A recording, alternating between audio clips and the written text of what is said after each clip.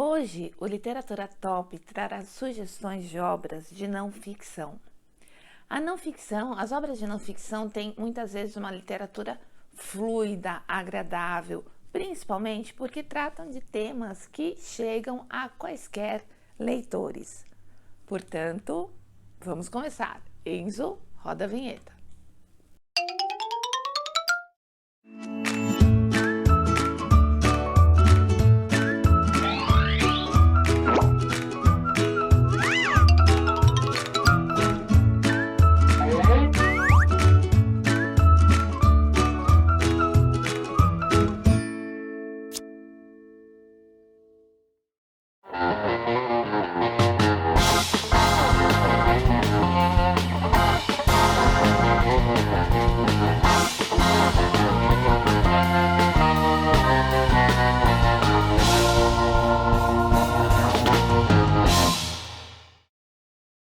De novo, não é muito fácil fazer um ranking. Vamos começar aqui. Em terceiro lugar, o nosso top 5. Terceiro lugar. Todo dia, a mesma noite.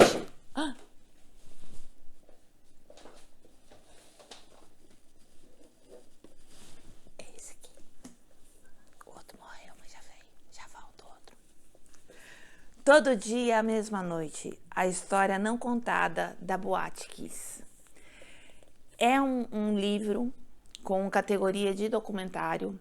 A Daniela Arbex, ela é uma especialista nesse tipo de...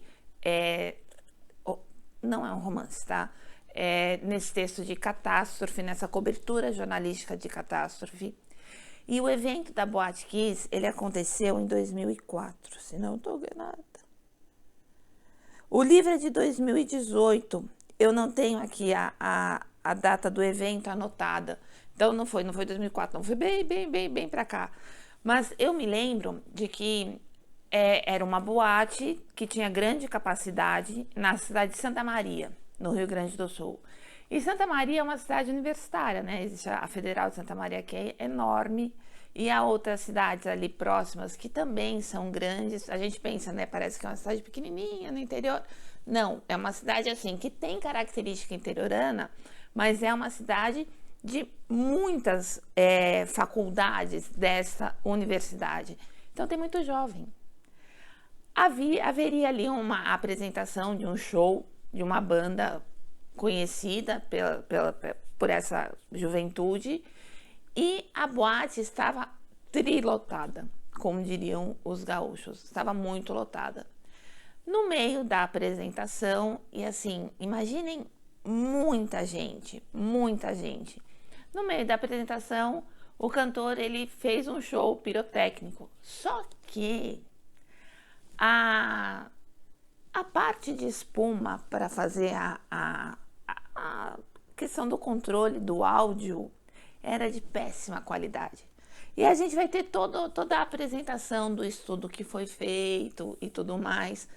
Do jeito que aquilo pegou fogo, soltou um gás extremamente tóxico e os jovens respiraram aquilo e muitos deles morreram queimados porque não conseguiram sair, não só porque havia apenas uma saída, não só porque a casa estava com uma lotação maior, mas porque estava tudo bem e de repente o jovem caía desmaiado por inalar aquela substância que vinha da queima daquela espuma acústica que estava colocada ali.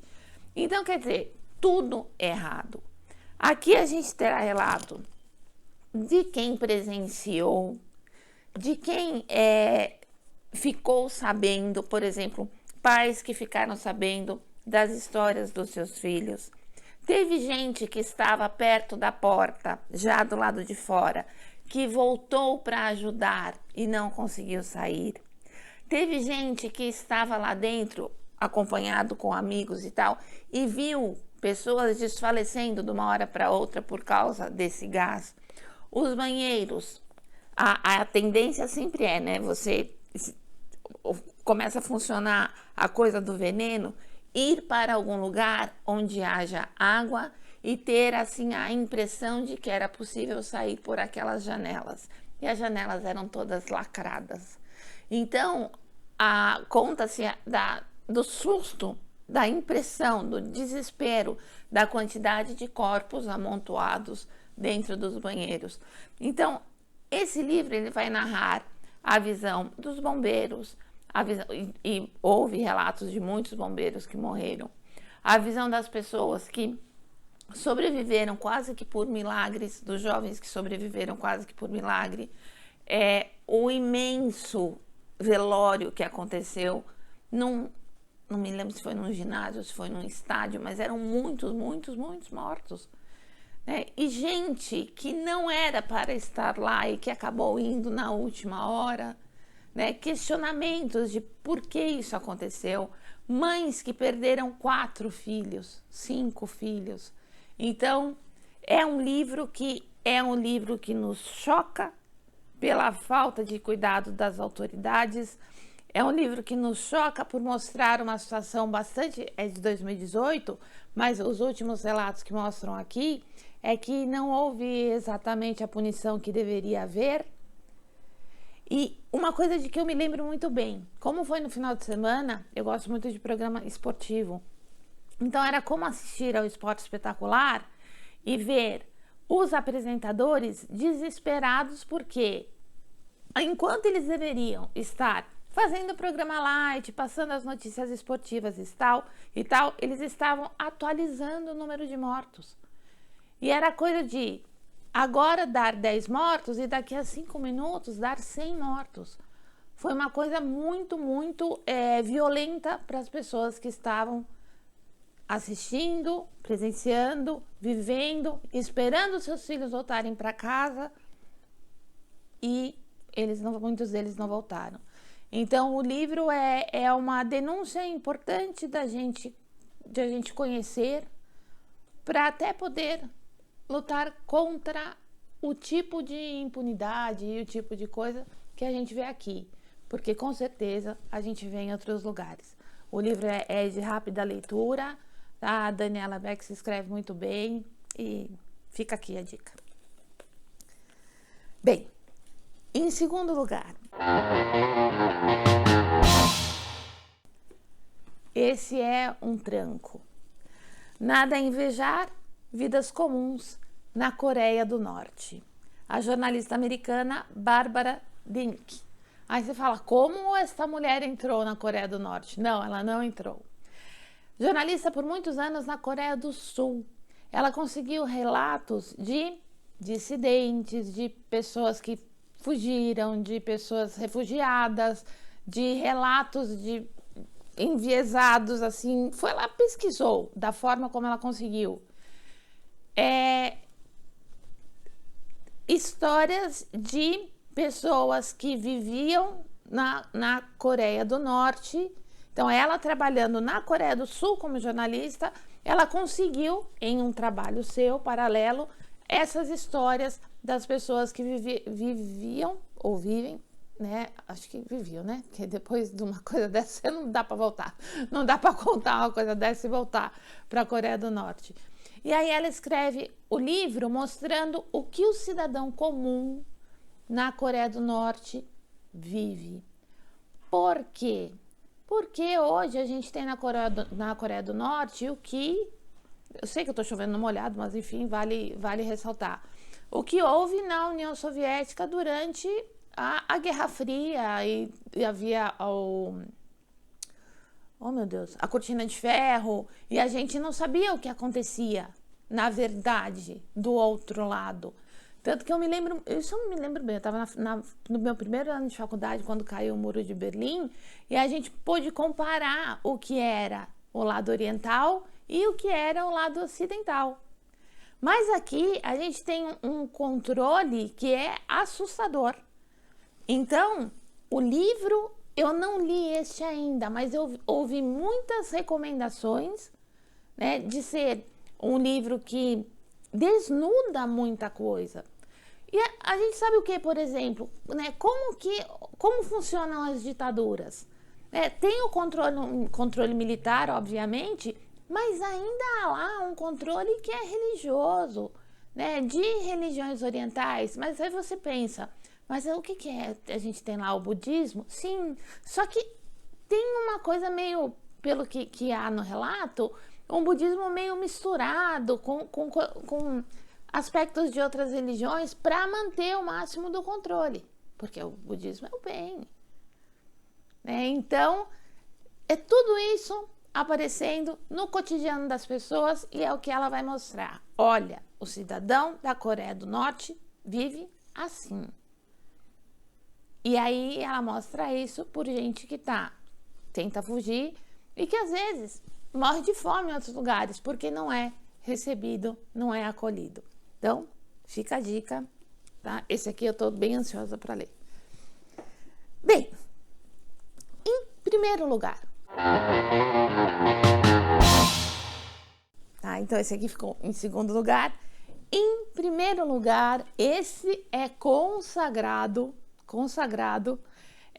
chamado de romance de ficção, né? Ou romance de ficção, desculpa. Romance de ficção, temos muitos, né? Aqui é um romance reportagem, tá? Romance reportagem, o que é? Há outros nomes para isso. Quando você lê, parece um romance, tá? Da forma como o autor escreve, parece um romance. Só que não, porém não é. Do Truman Capote a Sangue Frio. É uma história real. Truman Capote escreveu Bonequinha de Luxo, escreveu outras obras, essa sim, de ficção. Essa história aconteceu no Kansas, por isso que eu falei, né? Vamos do Kansas até outros momentos e outras histórias. Essa história aconteceu no Kansas em 1959. Foi um brutal assassinato de uma família numa fazenda. Os corpos, né, pai, mãe, filho e filha, crianças, foram encontrados amarrados, todos mortos com tiros e o pai ainda degolado. Tá? Tinha um tiro na cabeça e foi degolado também. Não havia roubo, então tem alguma coisa estranha aí, né? Porque havendo roubo, quando você pensa em latrocínio, você encontra ainda alguma justificativa. Mas quando você pensa num homicídio desse, alguma história tem. E foi atrás dessa história que o Capote foi. E é isso que ele vai nos contar nesse livro, que não é assim tão pequeno, mas você lê em 5 minutos. Por quê? Por causa da trama que ele, como jornalista e escritor, nos conta. A gente esquece até da questão de não ser ficção, por quê? Porque o romance nos abraça como se o fosse, né? E aí quando você pensa, não é que se trata de baseado em são fatos reais, tá? E são fatos muito violentos, tá? E isso faz do Truman Capote, assim, um escritor, como eu vou dizer, mais flexível, com mais características positivas, ainda melhor do que a gente imagina, tá? Ele é incrível. Existe um filme sobre o Capote, tá? Esse filme é um filme oscarizado, inclusive. É um filme de 2005, que vale muito, muito a pena de ser assistido. Então, primeiro lugar de hoje, este livro, A Sangue Frio.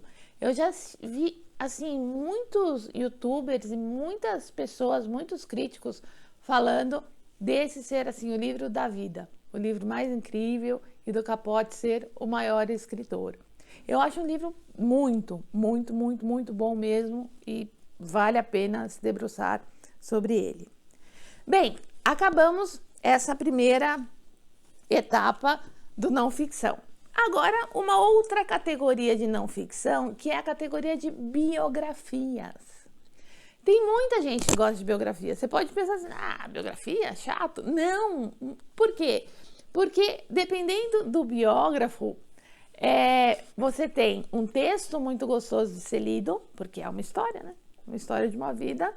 E melhor ainda, quem é o biografado? O que essa pessoa viveu? E isso ainda nos atrai mais.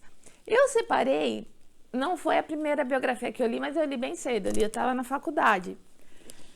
O Anjo Pornográfico, que é a biografia do Nelson Rodrigues.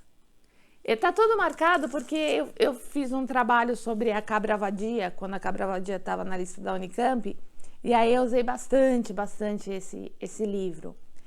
O Nelson Rodrigues, ele tem uma história de família que já é uma tragédia, né? Da história do jornal do pai, o que vai acontecer com o irmão e tal.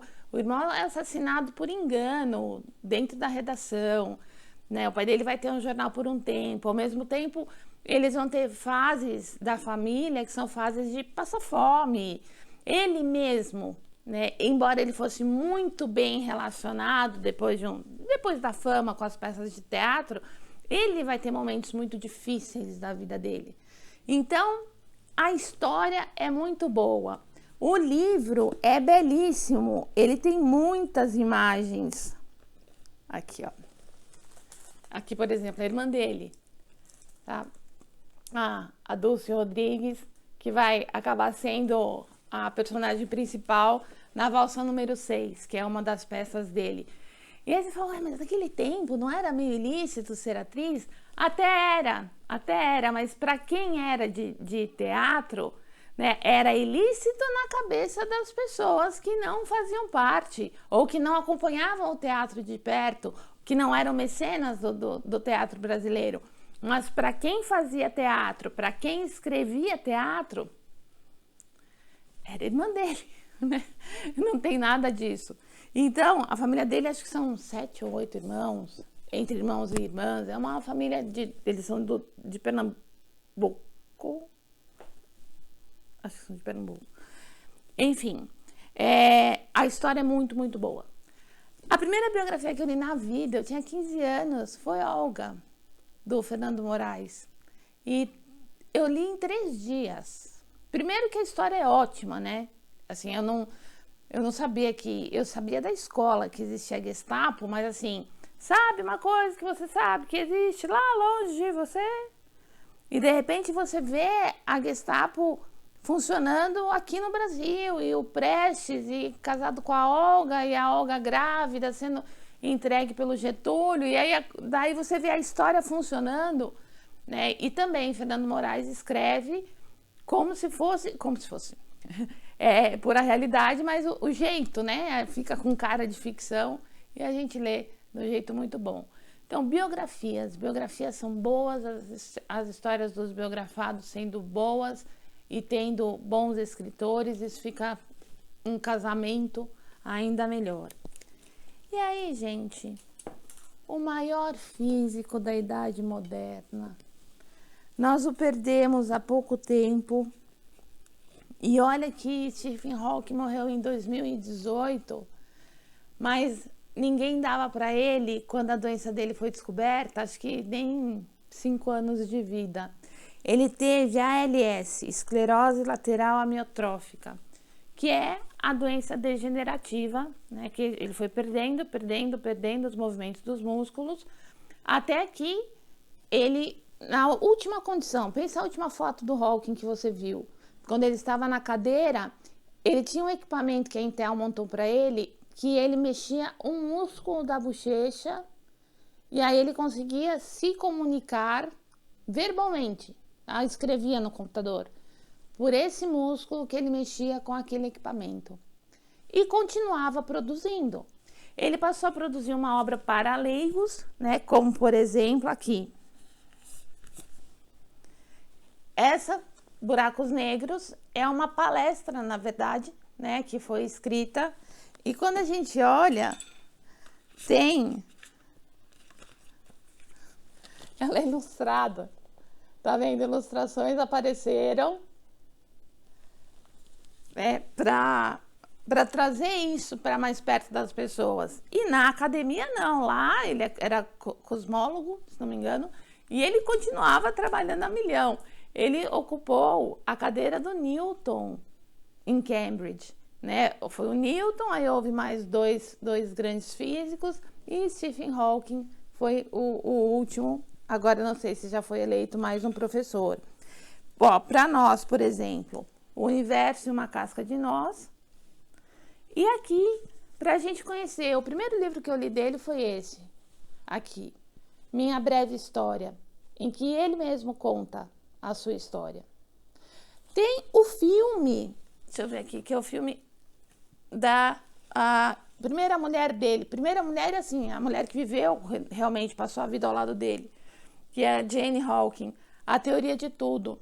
O filme é bem aproximado com o livro dela. Não sei se o livro dela é totalmente assim fiel à vida que eles tiveram. Nunca li sobre isso.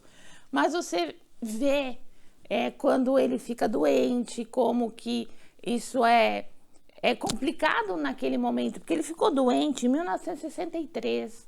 Ele era bem jovem e eles eram bem jovens, né? E mesmo assim, depois disso, eles conseguiram ter filhos e tal. E ele continuou lá com a cabeça a milhão, né? Totalmente assim, o corpo foi parando, mas a cabeça continuou trabalhando e produzindo o tanto que ele produziu. Certo? Essas são as minhas sugestões, portanto, para esse nosso Literatura Top de não ficção. Espero que vocês aproveitem. Comentem aqui, né, outras sugestões para que outros literatura tops, outros temas. Deixem seu joinha, tá? Inscrevam-se no canal, compartilhem, comentem e assistam ao próximo Literatura Top. Até os próximos vídeos. Tchau, tchau, gente. Como é assim?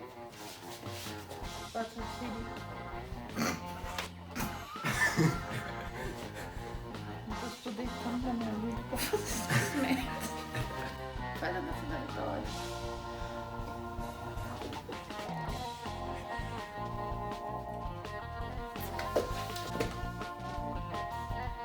Não, mesmo. Você não tá segurando o pé. Dá tchau pra câmera.